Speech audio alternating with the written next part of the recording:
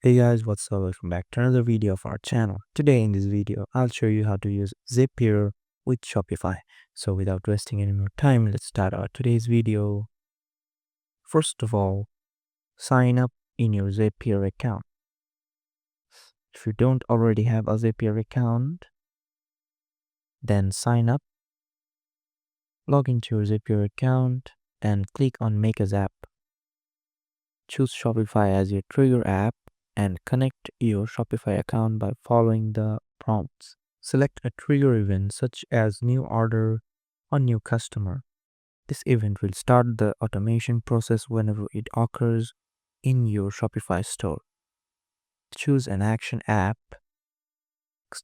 like Google Sheets or MailChimp and specify what you want to happen when the trigger event occurs.